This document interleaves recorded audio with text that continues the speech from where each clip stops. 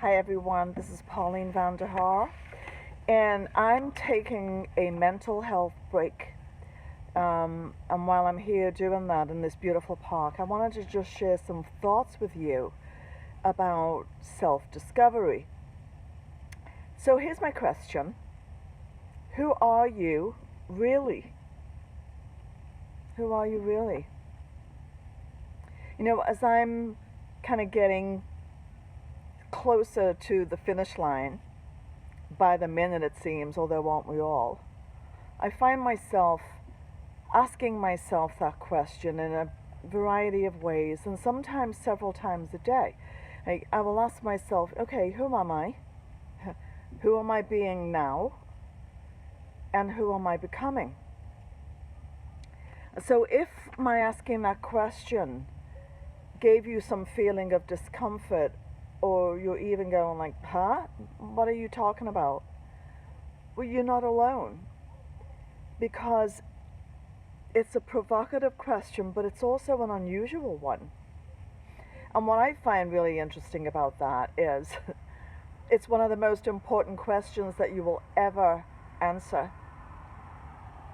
I remember where I was very vividly the first time anybody seriously asked me that question. I was sitting at Queen Donna's hair salon, getting my locks attended to. I'm having a bad hair day. I've got my hat on. And we were sipping wine, which is what we usually do. And Donna just said to me, very seriously, Pauline, if I were to ask you who you are, what would you say? And I know that my answer took her by surprise, because I didn't answer with the roles that I play, the work that I do, the responsibilities that I have.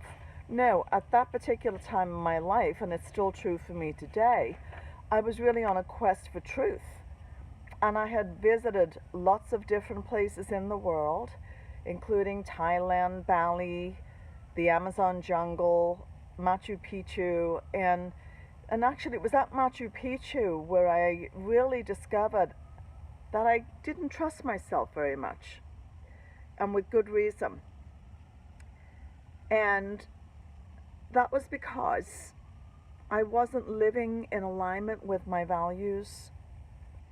I wasn't living in alignment with my heart's desires, with the expectations and purpose that God has for my life. I was living with somebody else's expectations and their ideas and their thoughts about who I should be and what I should do. And I was living with a lot of obligation about what I should do or what I owe to others. And that's not a very good place to be.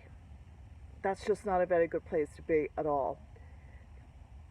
And you know, when you think about it, if you think back to your very earliest days in school, your very, very first days in school, and you think of a question that you were probably asked by your teachers or other grown-ups, you may even ask your own children now or your grandchildren, and it was the question, what do you want to do when you grow up? What do you want to be? And sadly, today, many children will answer famous, or a sports player, or a singer, or somebody that is out there in the public eye, because children are very quick learners about what the society values, aren't they? And so when you think about the question, what do you want to be when you grow up? It's so insignificant compared to the question, who do you want to be when you grow up? Who do you want to be? Instead of us instilling those things in our children, it's all about the what, about the external, about the competitive advantage. And we can get lost in those expectations. They get embedded in us. We get encapsulated by these other ideas of who we are and what we should do, and all those things that can obscure who we really are. So it's a lifetime endeavor to answer that question, isn't it? The one of self-discovery. And it takes just doing simple things like I'm doing right now. I really was having a very bad day. I've made bad decisions. I've made mistakes because I've been trying to do too many things, subordinating myself to other people's needs. I think that must be something innate that all women have. And I thought I just need to get out in nature and just give myself some space.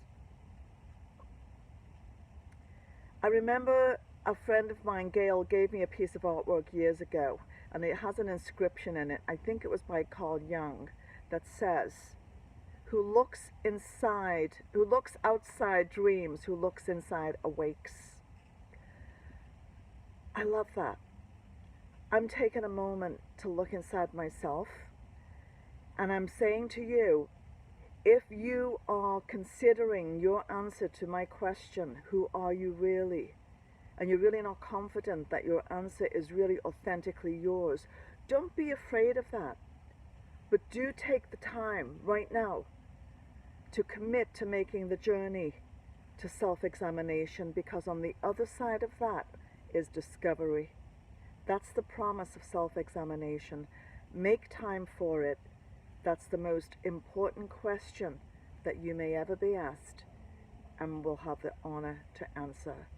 Who are you, really? Thank you for checking in with me, and I'll see you next time. Bye-bye.